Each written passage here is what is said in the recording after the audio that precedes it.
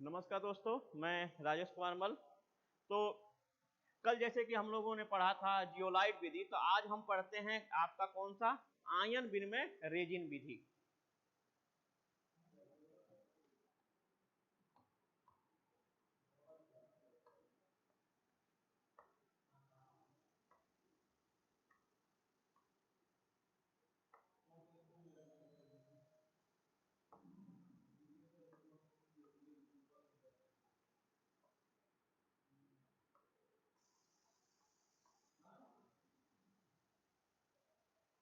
Ion विनिमय resin विधि। तो जो आपका आयन विनिमय रेजिन विधि होता है, इस विधि में क्या किया जाता है, जटिल कार्बनिक यौगिकों का प्रयोग किया जाता है और यह जो आपके जल की कठोरता दूर करने की क्या है, सबसे अत्याधुनिक विधि है।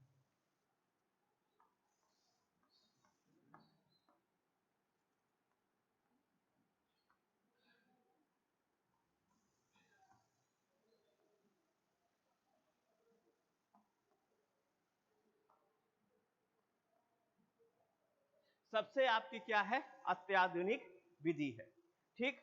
और इस विधि का जो प्रयोग किया जाता है वो क्या किया जाता है, आपके बॉयलरों में जल की कठोरता को दूर करने के लिए किया जाता है। और उसमें आपके कितने हो, दो प्रकार के रेजिन पाए जाते हैं। पहला होता है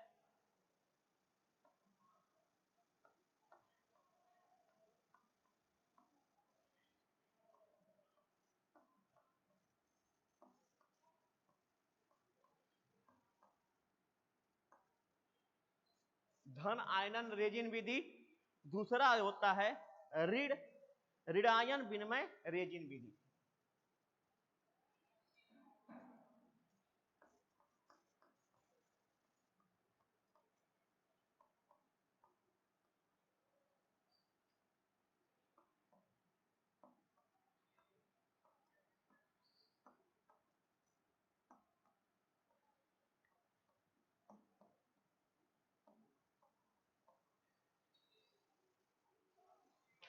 ऋण आयन विनिमय रेजिन विधि। तो जो धन आयन विनिमय रेजिन होता है उसको आप देखिए,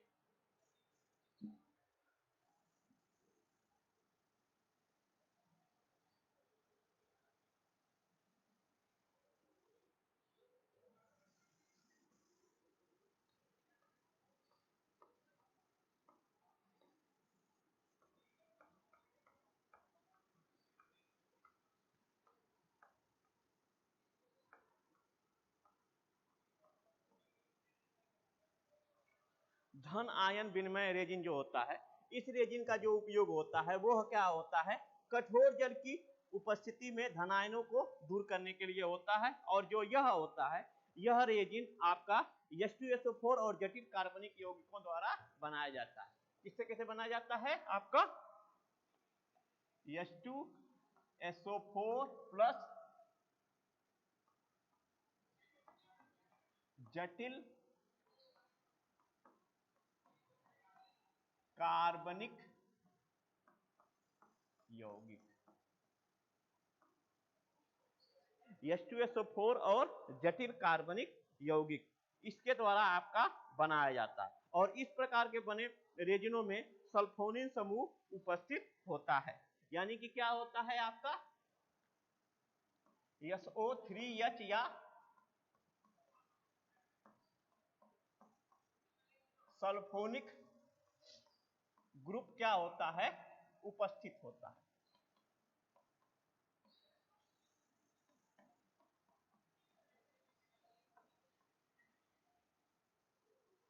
उपस्थित होता है। ठीक है। और इनको किससे हम प्रदर्शित करते हैं, आपके H प्लस रेजिन से प्रदर्शित करते हैं।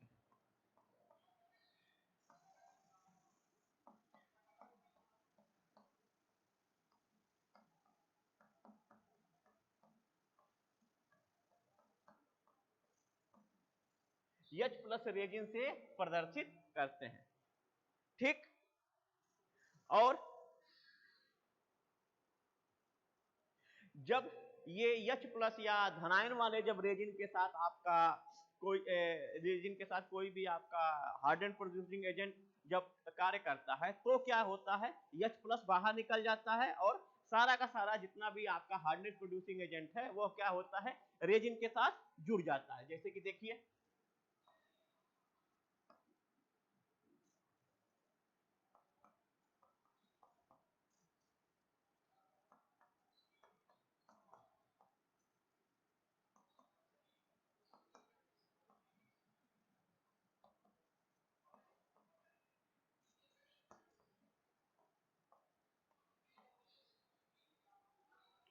तो ये क्या हो जाएगा, कैल्शियम और रेजिन, ठीक, और क्या निकल जाएगा, प्लस 2H प्लस, और यहां मैग्नीशियम, रेजिन और 2H प्लस, ये आपका निकल जाएगा। तो इस प्रकार जो आपका बाहर निकलता है उसमें H प्लस आयनों की संख्या ज्यादा रहती है।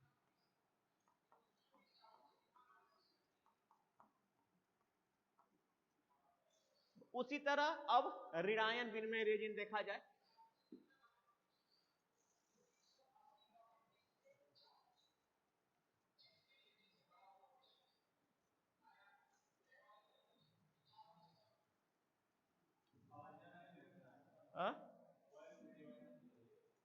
थोड़ी सी आ रही है, ऋण आयन विनिमय रेजिन।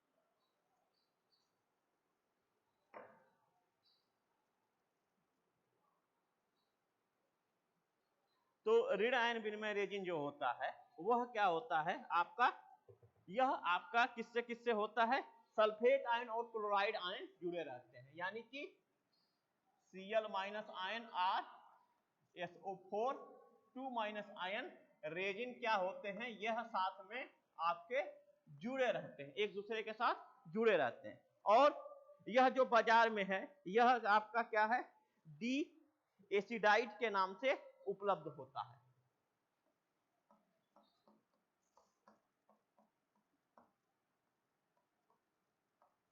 डी एसिडाइड के नाम से आपका क्या होता है, उपलब्ध होता है।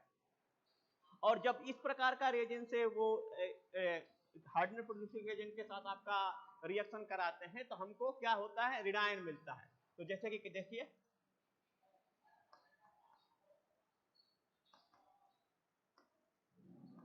प्लस क्या हो जाएगा, कैल्शियम, यहां हो जाएगा मैग्नीशियम,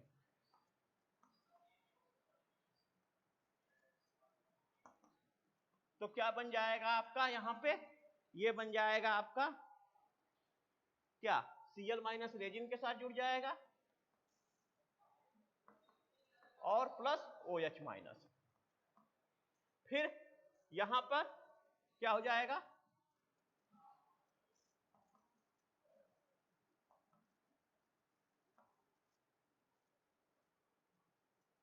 और क्या जुड़ जाएगा आपका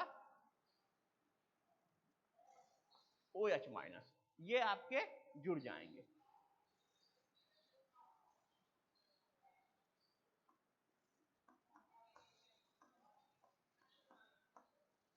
तो और Mg के साथ रिएक्शन हो जाएगा तो ये इसके साथ क्या हो जाएंगे, जुड़ जाएंगे। अब देखते हैं कि इसका आपका क्रियाविधि कैसे होती है। तो देखिए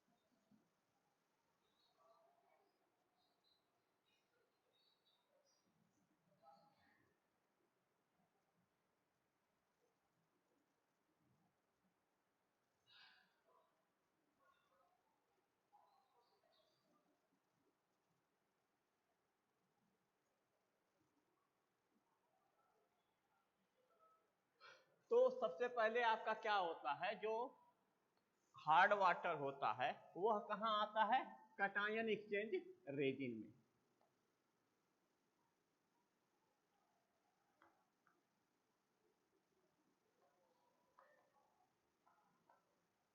जो आपका हार्ड वाटर है वह किस में आ जाएगा, वो आपका आ जाएगा कटायन एक्सचेंज रेजिन में आ जाएगा, इसमें आ जाएगा।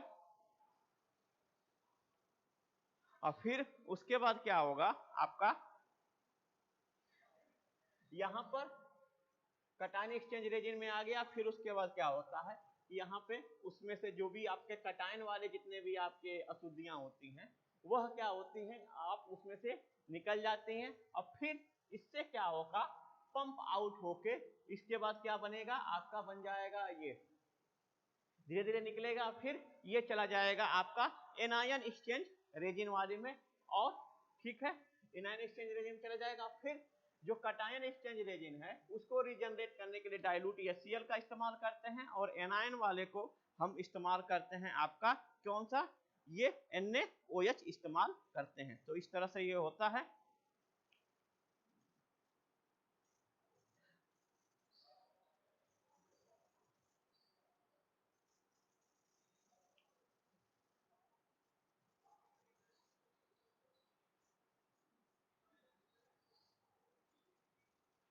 अब क्या होता है, आपका कटायन एक्सचेंज वाले से H+ मिल जाता है। अब देखिए इसमें होता क्या है,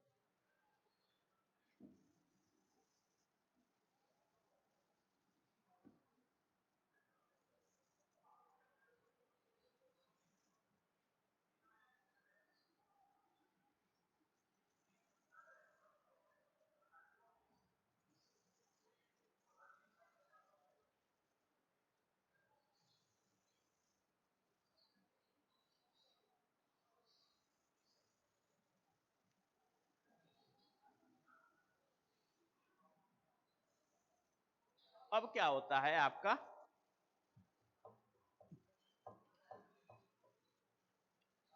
जो H+ होता है यह किससे प्राप्त होता है, आपका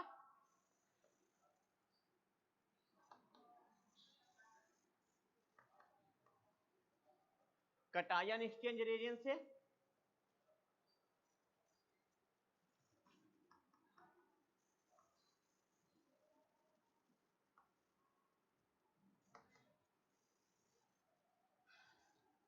ठीक, उसके बाद जो OH- होता है वो होता है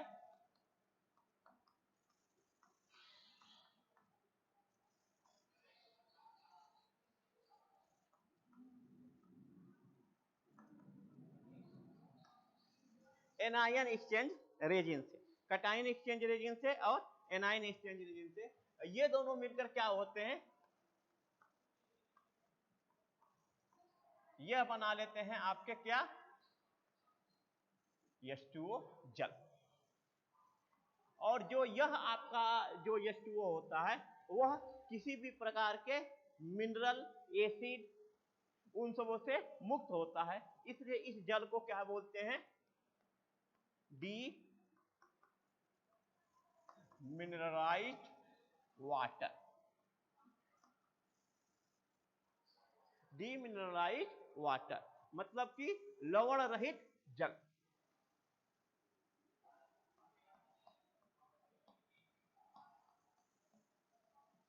लवण रहित जल आपको क्या होता है, प्राप्त हो जाता है। अब इस विधि के हम देख लेते हैं क्या क्या आपके फायदे हैं और क्या क्या आपके नुकसान हैं।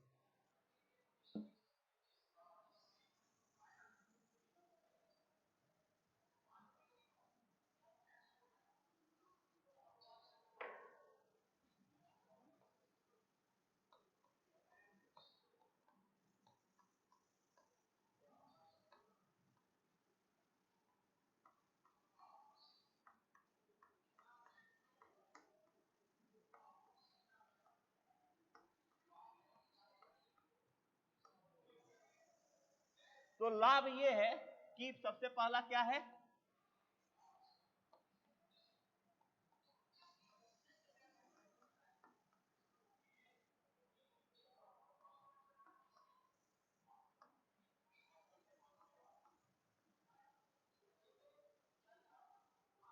अत्याधुनिक विधि है। फिर दूसरा क्या है आपका, क्या है कि इससे जो आपका जल मिलता है वो क्या होता है, लवण मुक्त होता है।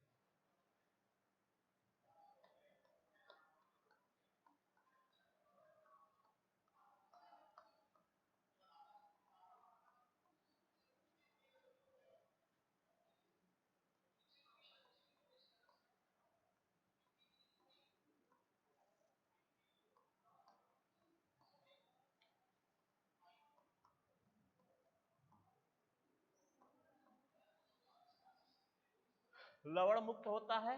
फिर तीसरा क्या होता है कि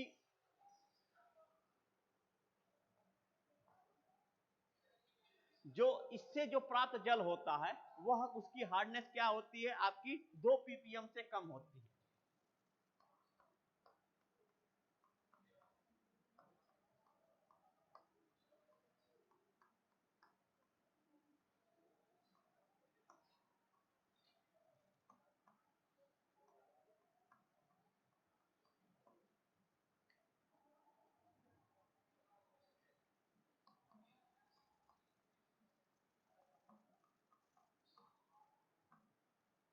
ये इसके कुछ आपके क्या हैं फायदे हैं।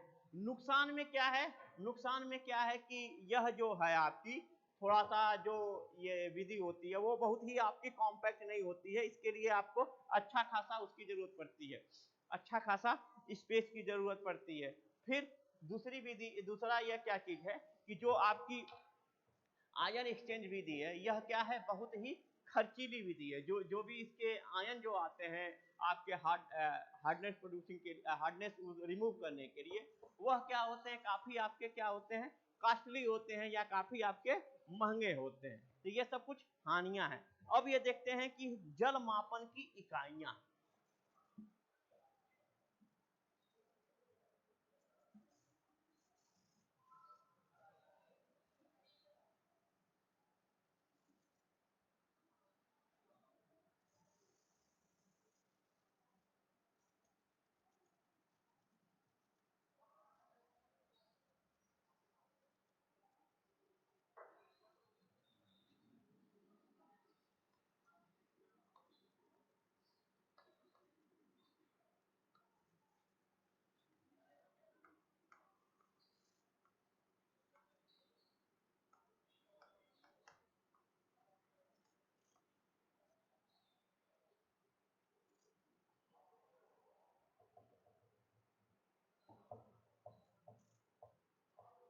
तो जो आपके जल जो कठोरता मापन की जो इकाइयां होती हैं वो कौन कौन सी होती हैं, वह होती है सबसे पहले पीपीएम, जिसको बोलते हैं पार्ट्स पर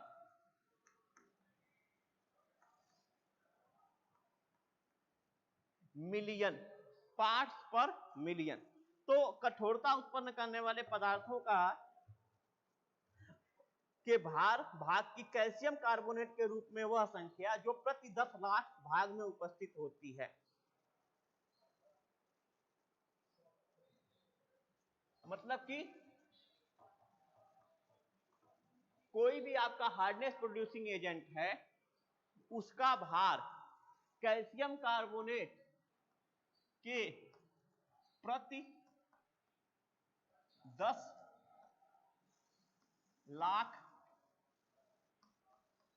भाग में उपस्थित होता है, उसे क्या बोलते हैं, उसको पीपीएम कठोरता कहलाती है। मतलब कि यह आपकी जो कठोरता होती है वो CaCO3 के आपके इक्विवेलेंट होती है और उसके 10 लाख भाग में उपस्थित जो संख्या होती है वो होती है। यदि किसी, मान लीजिए अगर किसी जल के नमूने के 10 लाख भाग में क्या 136 भाग आपका CaSO4 घुला है, तो पीपीएम में उसकी कठोरता कितनी हो जाएगी, 100 हो जाएगी, क्योंकि CaSO4 के 136 भाग CaCO3 के 100 भाग के क्या होगा, समतुल्य होगा। उसी तरह दूसरा है आपका मिलीग्राम पर लीटर।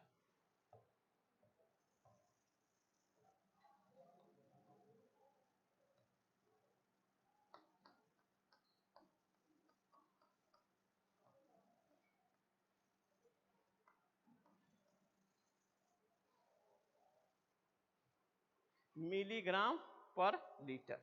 तो मिलीग्राम पर लीटर का देखिए क्या है, कठोर जल के 1 लीटर कैल्शियम कार्बोनेट या उसके समतुल्य पदार्थ की मिलीग्राम में संख्या को मिलीग्राम लीटर में कठोरता कहते हैं। तो क्या हो जाएगा, कठोर जल के 1 लीटर में उपस्थित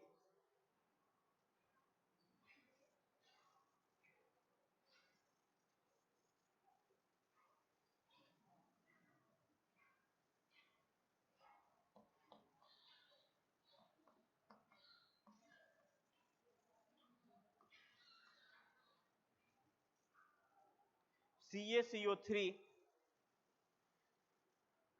की जो मात्रा होती है, मात्रा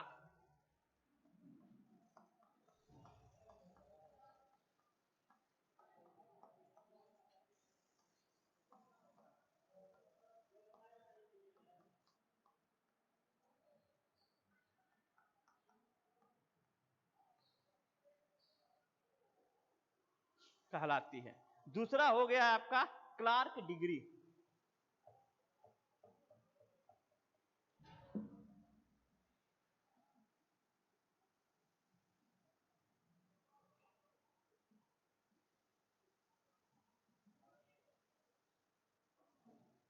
कौन सा हो गया, क्लार्क डिग्री।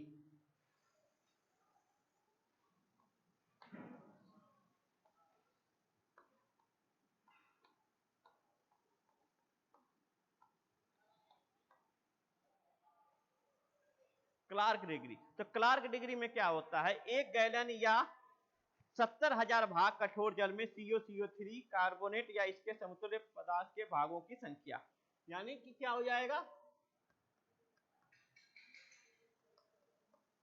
70,000 भाग में 70,000 भाग में क्या हो जाएगा आपका CaCO3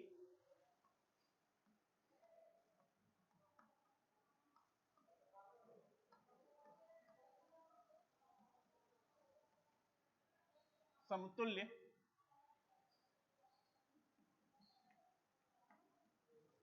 कठोरता उत्पन्न करने वाले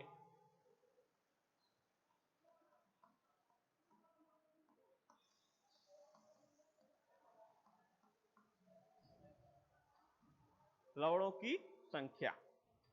फिर क्या हो गया,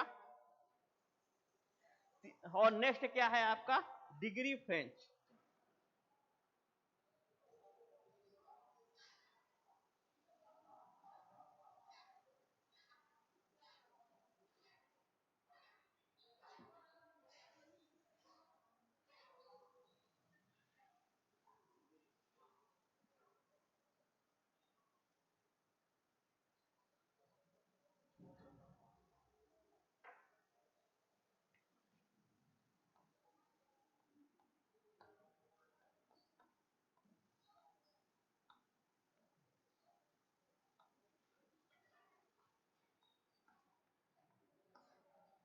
डिग्री फ्रेंच, तो डिग्री फ्रेंच क्या होती है कि आपका 1 लाख यानी 10 की पावर 5,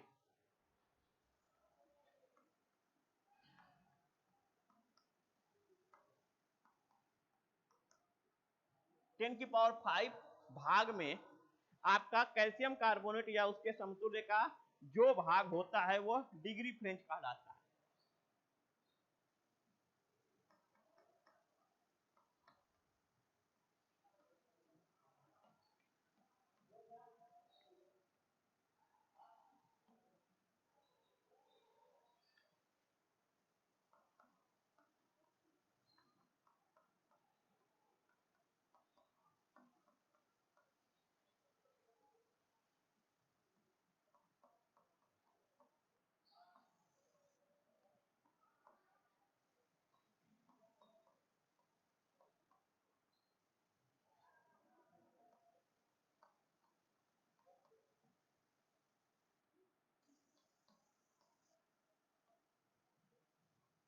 डिग्री फ्रेंच में क्या कहते हैं, कठोरता कहते हैं।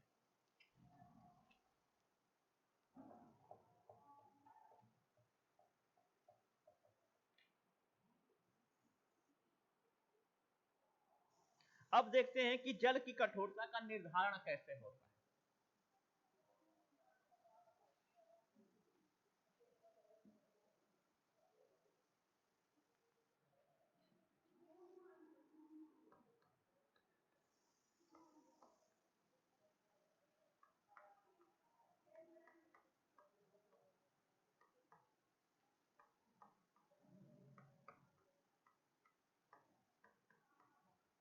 जल की कठोरता का निर्धारण, तो जो जल की कठोरता होती है उसको निर्धारण करने की आपकी दो विधियां होती, एक होती इरिटीय, एक होती है आपकी ओहेनर्स विधि। पहला होता है आपका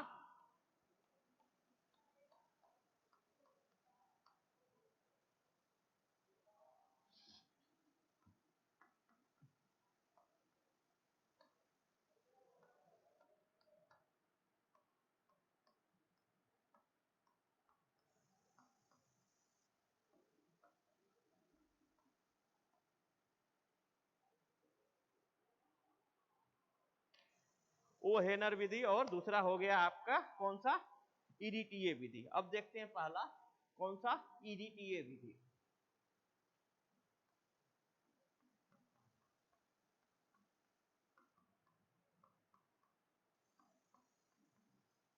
तो कठोरता निर्धारण का अर्थ सिंपली ये हो गया कि कोई भी आपका चीज है, यानी कोई भी आपका हार्ड जल है, उसमें हमारा क्या है, कितना ज्यादा कठोरता उत्पन्न करने वाले आपके तत्व हैं, उसको हम क्या कहते हैं, कठोरता का निर्धारण कहते हैं। तो कठोरता का निर्धारण भी इसलिए जरूरी होता है क्योंकि हम जब पता कर लेंगे किसी भी हार्ड वाटर में कितना कठोरता है, उस हिसाब से हम क्या कर सकते हैं, उसका ट्रीटमेंट कर सकते हैं या उसका क्या कर सकते हैं, उपचार कर सकते हैं, उसका निदान कर सकते हैं। अतः जल के उपचार के लिए अथवा जल के निदान के लिए भी उसकी जो कठोरता है वह क्या होना है आपका, वह ज्ञात होना बहुत ही जरूरी है। तो उसको ज्ञात करने के लिए हम क्या करते हैं, दो विधियों का इस्तेमाल करते हैं। एक होता है ओहेनर्स विधि और दूसरा होता है आपका कौन सा, क्लार्क विधि।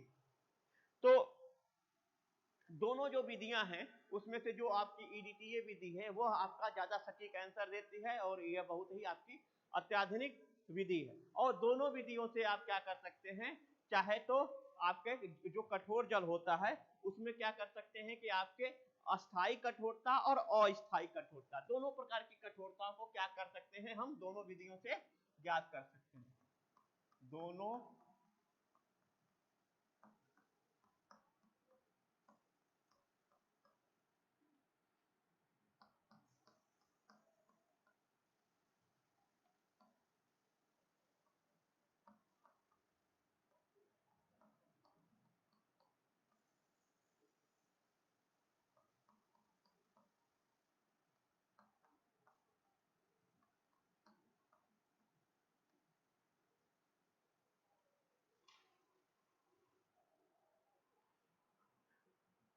दोनों प्रकार की कठोरता को क्या कर सकते हैं, ज्ञात कर सकते हैं। तो अब इन विधियों के बारे में जो डिटेल में है वो हम कल के वीडियो में पढ़ेंगे। तो आज के वीडियो को क्या करते हैं, हम यहीं पे क्या करते हैं, विराम देते हैं और कल हम इरिटीय विधि और आपका जो ओहेनर्स विधि है, दोनों विधियों के बारे में हम क्या करेंगे, विस्तार से पढ़ेंगे। और जैसा कि हम पहले ही बता चुके हैं कि जो आपकी इरिटीय विधि है वह क्या होती है, बहुत ही सटीक आंसर देती है और आपके वाटर हार्डनेस एस्टिमेशन की सबसे क्या है, आपकी लेटेस्ट टेक्नोलॉजी है। यानी कि जो आपका हार्ड वाटर का एस्टिमेशन की जो है, यानी उसको क्या है, कठोरता निर्धारण करने की जो आपकी, यह आपकी सबसे मॉडर्न टेक्निक है और सबसे विश्वसनीय टेक्निक है। ओहेनर्स विधि भी जो होती है वो भी अच्छी होती है, लेकिन अगर रिजल्ट की बात किया जाए तो इरिटीय विधि से हमको ज्यादा बेहतर परिणाम क्या करते हैं, मिलते हैं। तो इस वीडियो को बस यही समाप्त करते हैं। आप सभी लोग का बहुत बहुत धन्यवाद।